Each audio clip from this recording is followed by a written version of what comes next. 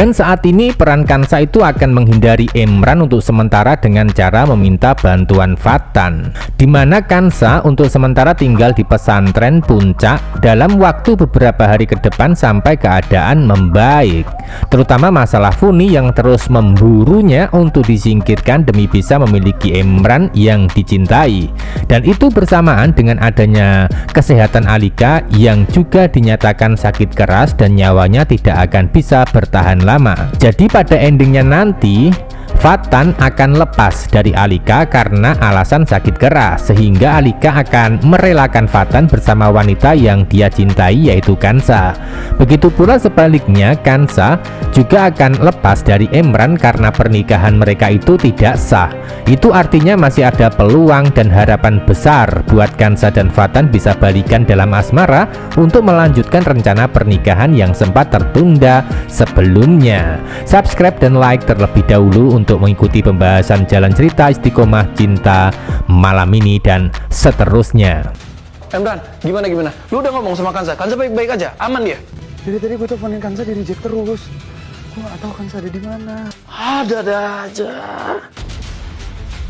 Aku udah berhasil lenyapin Kansa untuk selama-lamanya.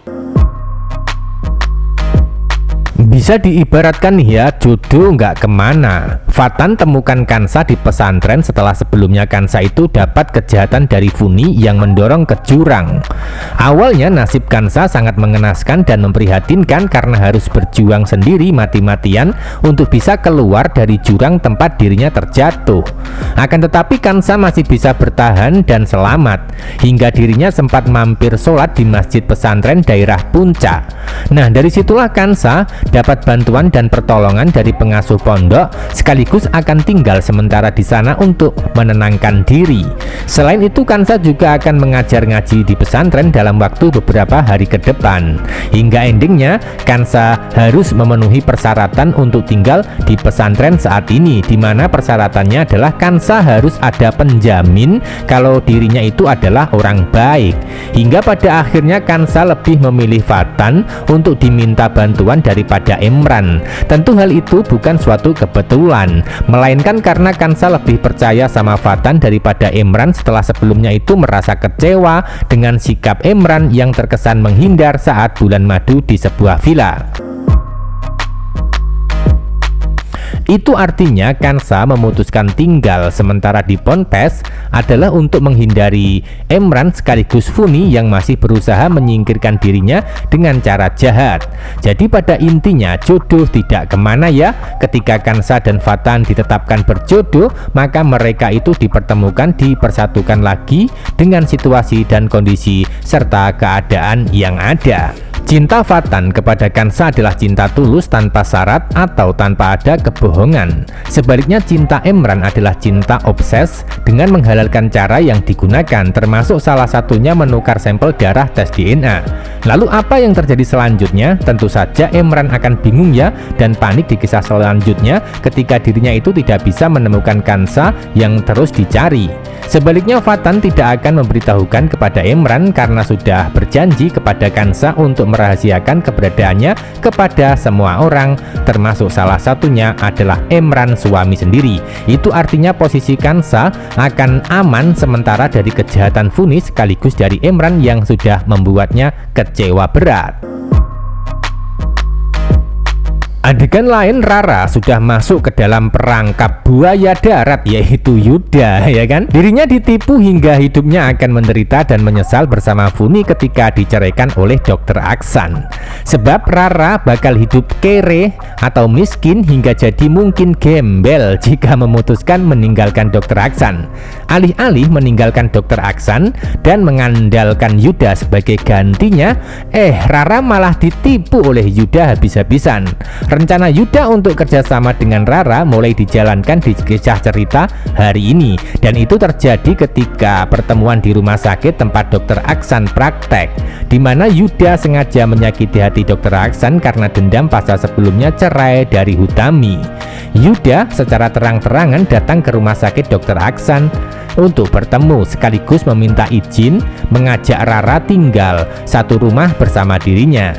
Dokter Aksan nampak emosi, marah, dan sakit hati dengan kata-kata Yuda yang terkesan merendahkan harga dirinya sebagai suami sahnya Rara.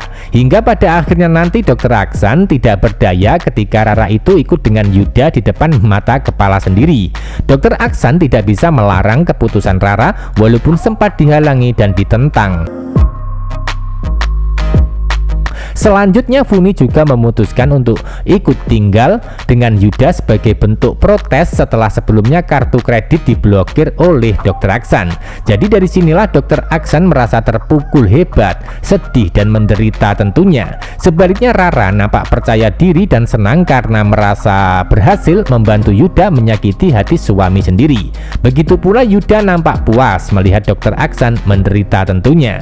Tanpa Yuda dan Rara sadari sebelumnya, justru Dokter Aksan akan bisa bahagia ketika bisa bersatu lagi dengan cara rujuk sama Hutami sebagai mantan istri. Tentu hal itu bukan kebetulan ya, melainkan karena Hutami semakin dekat dengan Dokter Aksan untuk memberikan dukungan dengan cara menghibur ketika sedang ada masalah keluarga bersama Rara. Sehingga dampaknya adalah Dokter Aksan dan Hutami malah sama-sama baper antara satu sama lainnya, atau dengan kata lain CLBK.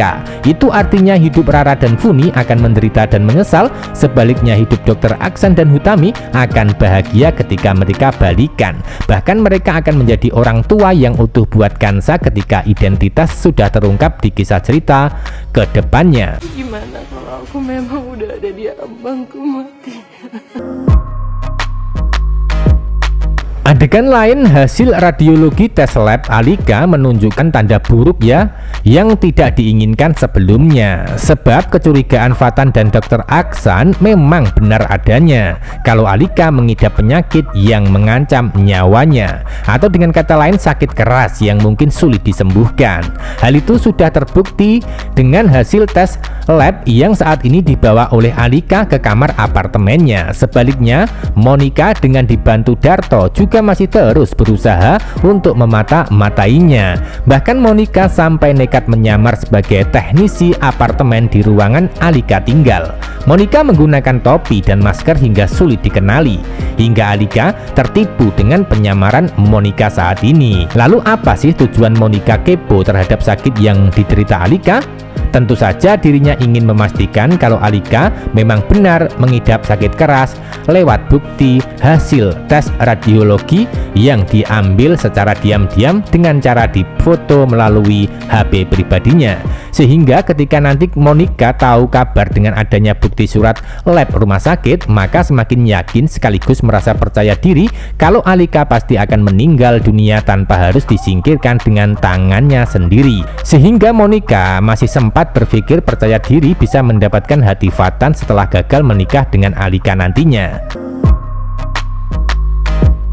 Tanpa Monica sadari sebelumnya kalau pada akhirnya nanti Alika akan mempersatukan hubungan Kansa dan Fatan kembali untuk bersatu dan bahagia. Alika tidak akan egois masalah perasaan, dirinya akan mengalah demi cinta tulusnya terhadap Fatan, yaitu rela jika Fatan bersama Kansa selama itu bisa membuatnya bahagia selamanya. Maka dari situlah sakit yang diderita Alika saat ini menjadi sebab akibat kalau Fatan dan Kansa akan balikan. Begitu pula sebaliknya hubungan Emran dan Kansa juga tidak harmonis dalam rumah tangga yang dijalani. Bahkan sebaliknya makin parah karena terjadi pertikaian di antara mereka di adegan sebelumnya. Selama Emran masih menyimpan rahasia manipulasi tes DNA, maka selama itu pula hidupnya terkesan hancur dan dapat karma, menyedihkan dan menyesal pada endingnya. Karena pernikahan yang sebenarnya tidak sah namun dipaksakan sah dengan kelicikan dan kejahatan yang sudah dilakukan sebelumnya. Jadi ikuti terus perkembangan adegan dan cerita Istiqomah Cinta yang sebenarnya di alur cerita selanjutnya. Terima kasih.